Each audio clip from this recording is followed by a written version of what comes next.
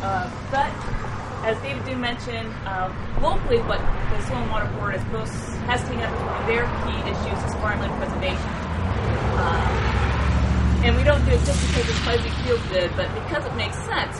Madison County is 88% at least prime soils or prime soil if drained. So, and when you think about the world, it's covered with high mountains, it's covered with deserts, oceans, and billions of people. So it's really important that we protect the productive lands that we have in this county so that the U.S. never has to face a food shortage. But it's hard to balance that out with the needs of a growing population that's right now is used to cheap food and quite frankly cheap fuel. It's still pretty cheap. And they think that milk comes from the store. So we have to find that balance between the need to preserve and protect our prime farmland and people who are wanting to use that land for other needs. So in this county, we have a farmland preservation plan. We did that in 1999, and we've also backed it up with our county comprehensive land use plan.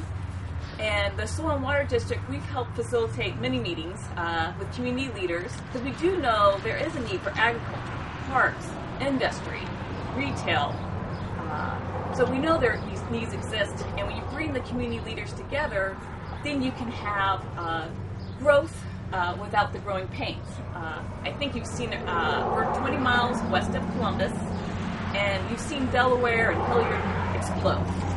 Madison County, we've grown like 10% in the last 10 years. So obviously what we're doing is working for our county, and we're very proud of being able to have a sensible plan that allows for growth and preserves our farmland.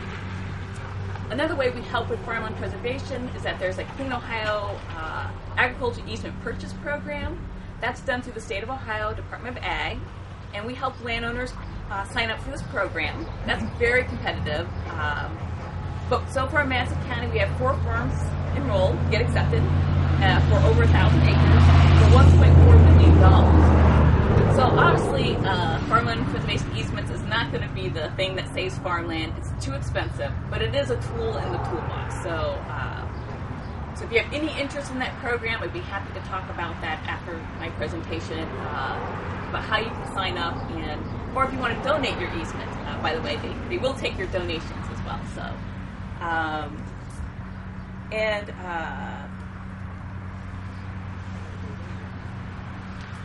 so that's the farmland preservation.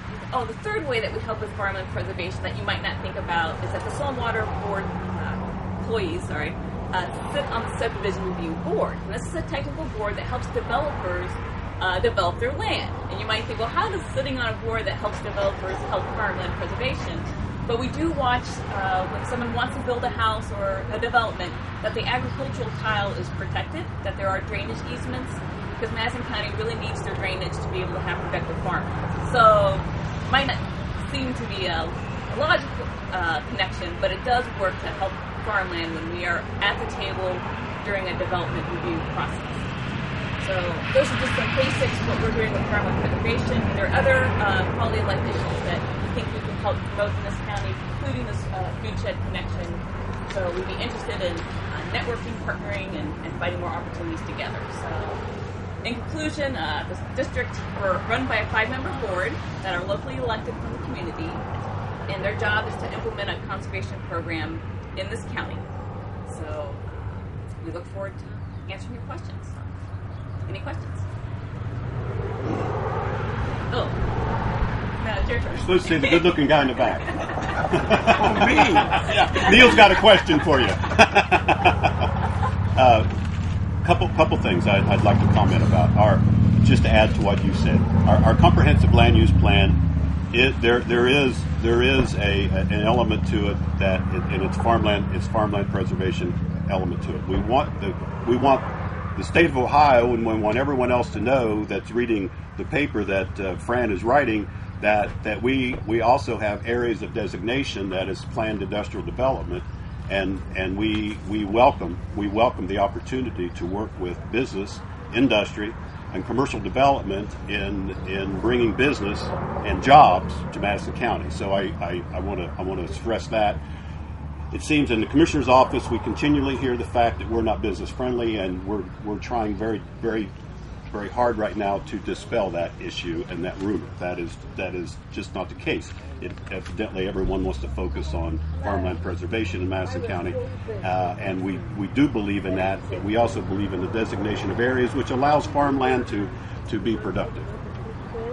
Another issue when it comes to erosion, and obviously we have the majority of our land is farmland, and so they're going to do a lot of they will be contributing to the non-point sources of pollution.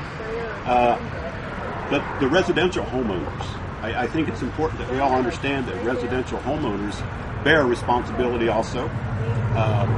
The fertilizing that we do of our lawns that make them look very weed-free and green does run off into tiling and ditches and ends up in our creeks and does add to the non-point sources of pollution. So as we go back to our little quarter-acre lots or 2-acre lots to maintain and take care of, we want to know that and understand that we also have a responsibility as residential homeowners. So I just want to share that too. I would just like to comment briefly. And also, this is Neil Babb, one of my supervisors. But I'm originally from Madison County. Of course, I live here. But I would like to state that the governmental officials here in Madison County developed a very unique relationship. The township trustees, the Madison County commissioners, the engineer's office, the zoning office, and of course Julie on her behalf has really spent a lot of time in developing this network where all the officials actually work together. It's very neat, probably the best county in the state as far as communications and working together to preserve farmland to provide for development. And it really has worked very efficiently and very well. Almost all the boards are comprised of people volunteering, and that makes it so special. I'd just like to briefly comment on that. You've really done a good job over the past 30 years. Appreciate it. Julia, what about stormwater runoff? How does that factor in? So stormwater runoff, as I mentioned, that is what causes the non-point source pollution.